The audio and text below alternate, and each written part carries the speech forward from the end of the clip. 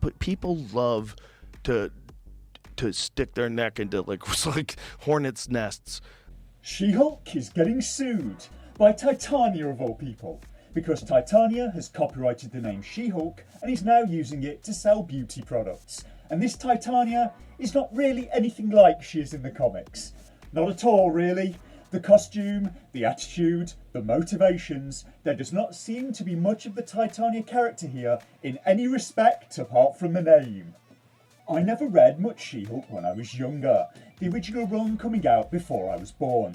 Titania as a character first appeared in 1984 in Secret Wars, which I seem to remember was among the first comics I ever read some years after its release. It was a massive crossover event, containing a lot of Marvel's superhero roster. I think it's fair to say that She-Hulk and Titania's relationship gets kind of complicated in the comics, and no, not that type of complicated, whatever DeviantArt has to say about it. This prince of an image came up on Google image search while I was doing background research for this video, and it was frankly too funny to not put in. Why is the internet like this? This is why we can't have nice things. I do a bit later in the video where I talk about Titania's costume, and that's when I got this picture served up to me by Google, among many other similar pictures. And I remember Titania was a lot more interesting in the comics than she is in this TV version. She was originally a frail girl who got bullied a lot. She got caught up in the Secret Wars story and was given supervillain powers by Doctor Doom, which is kind of awkward for the TV version Titania, since Marvel haven't done Secret Wars yet, and they mess up Doctor Doom every time they try an on-screen version of him. So Titania, as I remember her, had these two sides to her personality. The years of being bullied made her bitter. So when she got superpowers herself, she became the bully. And that's a thing that's sadly very true to life. Someone that's bullied becoming a bully themselves. She's a bully now, but she also has the fragility inside that's driving her to be violent. There's a complexity even to relatively minor characters in the source material. When she's given strength, she wants to flex her muscles, but she still loses to She-Hulk, and Titania ends up pleading for help. And after this beating that she gets given by She-Hulk, She-Hulk becomes an obsession for her. She has to beat her.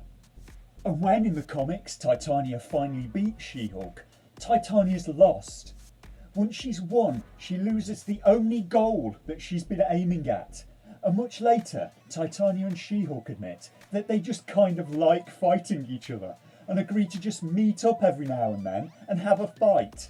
Like I said, it's a weirdly complicated relationship.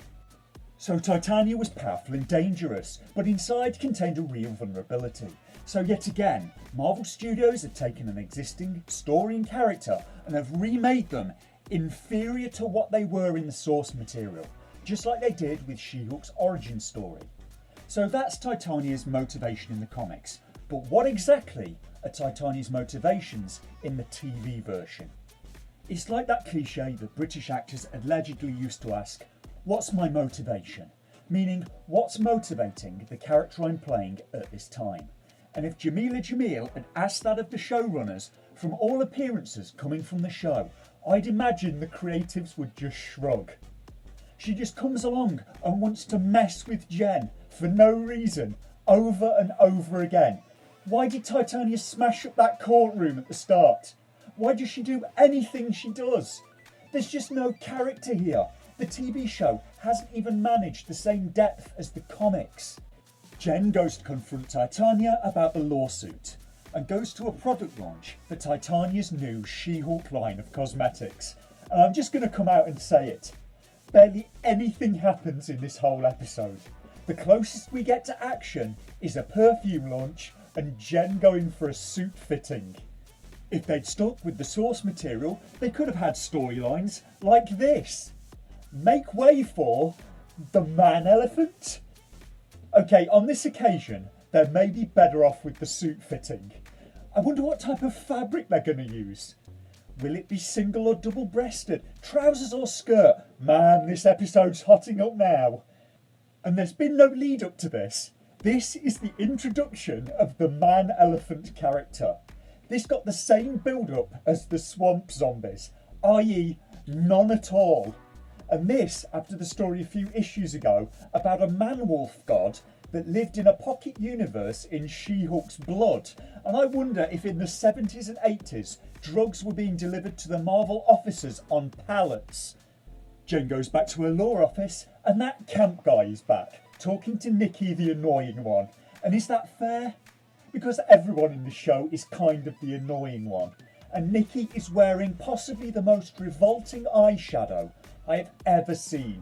She looks like a clown, or maybe James Charles. The camp guy from Arrow wants Nikki's help to get some extra limited edition sneakers, some Iron Man 3s. And who's making these sneakers? Iron Man's dead. He died saving the universe.